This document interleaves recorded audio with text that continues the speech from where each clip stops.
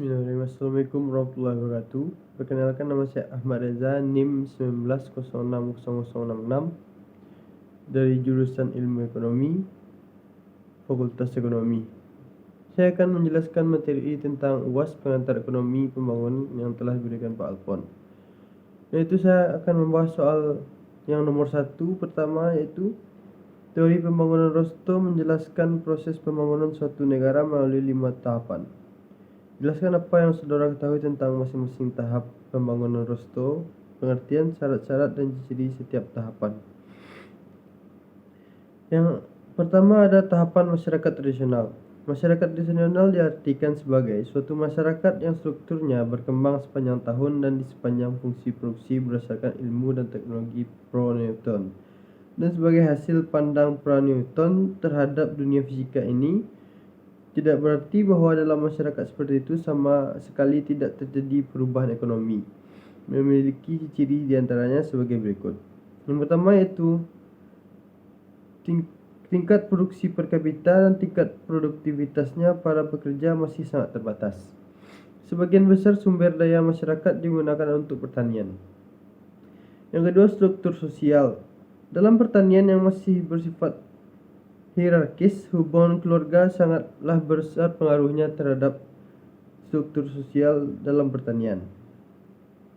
Kebijakan pemerintah yang ketiga, pusat masih dipengaruhi oleh tuan tanah pemerintah pusat yang masih dipengaruhi oleh tuan tanah yang bekerja di daerah. Yang kedua, tahap persyaratan tinggal landas. Tahap ini merupakan tahap tinggal landas atau tahap transisi di mana masyarakat mulai mempersiapkan diri agar mencapai pertumbuhan ekonomi dengan menggunakan kekuatan sendiri. Satu hal yang diperlukan yaitu pertumbuhan ekonomi.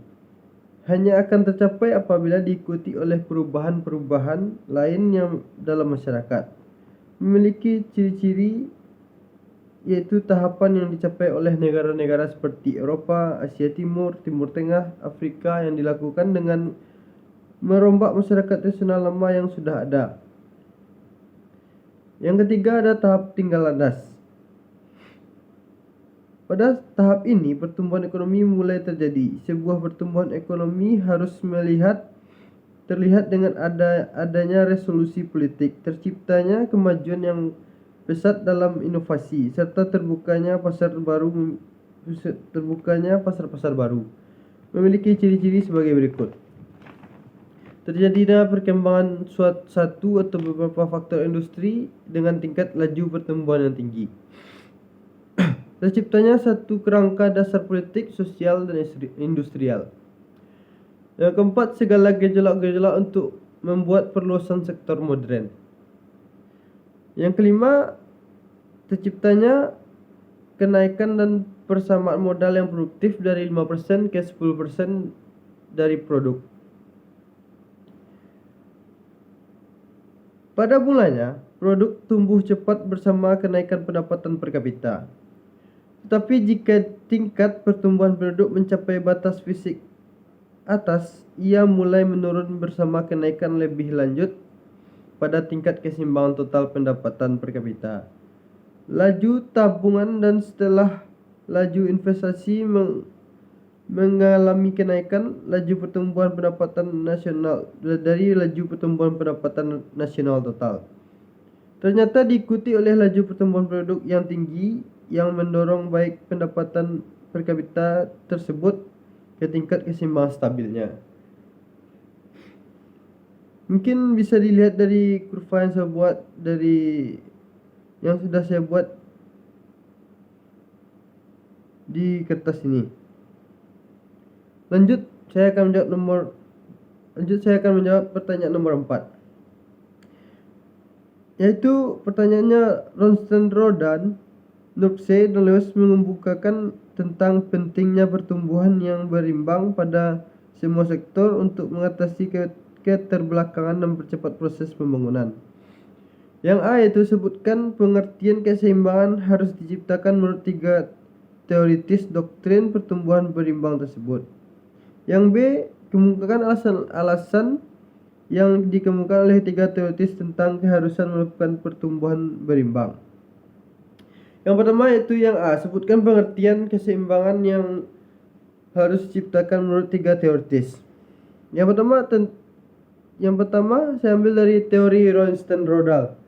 Anggapannya mengenai keseimbangan yang harus diciptakan tentang pentingnya pertumbuhan berimbang. Yang utama adalah bahwa seringkali produk marginal sosial dari suatu investasi berbeda dengan produk marginal privat. Dan jika sekelompok industri direncanakan secara bersama sesuai PMS-nya, maka laju pertumbuhan ekonomi akan lebih cepat.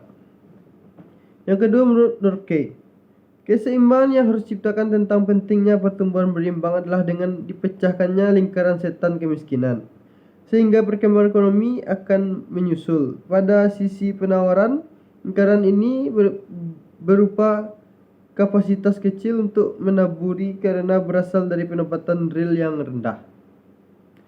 Yang ketiga, menurut Lewis, keseimbangan yang harus diciptakan tentang pentingnya pertumbuhan berimbang adalah pendapatan bahwa dalam program pembangunan semua sektor ekonomi harus tumbuh secara serentak untuk menjaga keseimbangan yang tepat antara industri dan pertanian. Lanjut, yang B, kemukakan alasan-alasan yang dikemukakan oleh ketiga teoritis tentang keharusan melakukan pertumbuhan berimbang. Tujuan dari diungkapkannya keharusan melakukan pertumbuhan berimbang adalah untuk meningkatkan pertumbuhan ekonomi, di mana jika semua industri dibangun secara serentak, maka jumlah tenaga kerja yang diterapkan akan sangat besar. Dengan cara ini akan terciptanya permintaan barang-barang yang masing-masing industri satu sama lain, dan semua barang jadi habis terjual. Baiklah, saya akan menjawab soal selanjutnya, yaitu nomor 7. Yaitu Gunal Midral menggunakan konsep dampak balik dan dampak sebar yang menjelaskan penyebab terjadinya ketimpangan regional yang diakibatkan oleh 3 faktor atau kekuatan yang menimbulkan dampak baik. Yaitu yang pertama adalah dampak balik, merupakan semua perubahan yang bersifat merugikan dari ekspansi ekonomi di suatu tempat karena sebab-sebab di luar tempat itu. Dalam istilah ini memasukkan dampak migrasi, perpindahan modal dan perdagangan, serta keseluruhan dampak yang timbul dari proses sebab menyebabnya antara faktor-faktor baik dan ekonomi maupun ekonomi tersebut. Dampak sebar menunjukkan dampak menentukan pembangunan yang menyebar secara sentrifugal dari pusat pengembangan ekonomi ke wilayah-wilayah lainnya. Yang kedua, jelaskan bagaimana ketiga kekuatan dampak balik menyebabkan terjadinya ketimpangan regional. Sebab utama ketimpangan regional menurut Midral adalah kuatnya dampak balik dan lemahnya dampak sebar di negara terdikari. Ketimpangan regional berkaitan erat dengan sistem kapitalis yang dikendalikan oleh motif laba. Motif laba inilah yang mendorong berkembangnya pembangunan terpusat di wilayah-wilayah yang memiliki harapan laba tinggi, sementara wilayah lain tetap tertoleran atau terlantar. Dan selanjutnya saya akan menjawab nomor 2. Menurut Arthur Lewis, proses pembangunan terjadi seiring dengan perpindahan tenaga kerja dari sektor tradisional ke sektor modern. Apakah penyebab terjadinya peralihan tenaga kerja dan sektor tradisional ke sektor modern? Jelaskan prosesnya. Baiklah, saya akan menjelaskan tentang soal nomor 2. Perekonomian tradisional umumnya terdapat pada daerah pedesaan di mana tingkat produktivitas yang masih rendah, dengan sumber tenaga kerja yang tidak terbatas atau surplus. Surplus tersebut berkaitan dengan basis perekonomian yang industrial, di mana tingkat hidup masyarakat pada kondisi subsisten. Akibat perekonomian yang subsisten pula, hal ini ditandai dengan nilai produk marginal telah sampai pada tingkat berlakunya law of diminishing return. Kondisi ini menunjukkan bahwa penambahan input variabel tenaga kerja justru akan menurunkan total produksi yang ada. Perekonomian modern umumnya terdapat di daerah perkotaan, di mana sektor berperan penting adalah sektor industri. Ciri-ciri perekonomian ini adalah tingkat produktivitasnya yang tinggi daripada input yang digunakan, termasuk tenaga kerja dan juga sebagai sumber akumulasi modal. Hal ini menyiratkan bahwa nilai produk marginal terutama dari tenaga kerja bernilai positif sehingga fungsi produksi belum berada pada tingkat optimal. Dengan demikian, industri perkotaan masih menyediakan lapangan pekerjaan dan para pekerja dari pedesaan dapat memperoleh pekerjaan tersebut dengan jalan urbanisasi. Baiklah, saya akan menjelaskan soal terakhir, yaitu yang saya bahas soal nomor 3.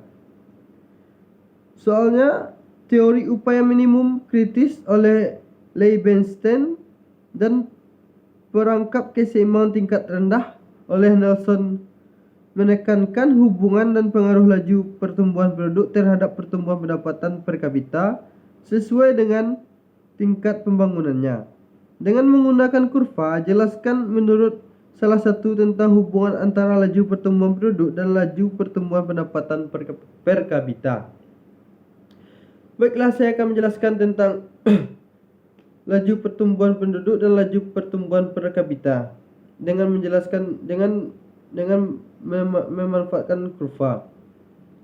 Salah satu upaya tentang hubungan antara laju pertumbuhan penduduk dan laju pendapatan per kapita adalah teori Leibenstein. Teori ini berkaitan erat dengan berbagai tahap pembersihan ekonomi. Mula-mula tingkat keseimbangan subsisten. Selanjutnya laju per kapita, kesuburan dan kematian sesuai dengan tingkat kelangsungan hidup masyarakat. Jika pendapatan per kapita naik di atas keseimbangan tersebut, maka tingkat mortalitas akan turun tanpa dibarengi penurunan tingkat kesuburan. Akibatnya, laju pertumbuhan penduduk meningkat. Jadi, kenaikan pendapatan per kapita cenderung menaikkan laju pertumbuhan penduduk. Tetapi, kecenderungan ini hanya sampai titik tertentu. Melebihi hak itu, kenaikan pendapatan per kapita akan menurunkan tingkat kesuburan dan ketika pembangunan memperoleh momentum, laju pertumbuhan penduduk tersebut menurun. Argumen Leibenstein didasarkan pada lesis kapital sosial yang menyatakan bahwa dengan kenaikan pendapatan per kapita, keinginan untuk mempunyai banyak anak guna menunjang pendapatan orang tua semakin berkurang. Menurut Leibenstein, laju pertumbuhan maksimum penduduk yang ditentukan secara biologis ada di antara 2 dan 4. Mengatasi keturunan penduduk ini diperlukan usaha minimum kritis yang cukup besar. Hal ini dapat ditunjukkan pada kurva di bawah ini. Kurva N menggambarkan laju pendapatan per kapita yang membuat laju pertumbuhan pendapatan nasional sama dengan laju pertumbuhan penduduk. Kurva menunjukkan laju pertumbuhan penduduk pada setiap tingkat pendapatan per kapita. Bermula dari titik yang memiliki titik keseimbangan subsisten di mana tidak terdapat pertumbuhan penduduk dan pendapatan.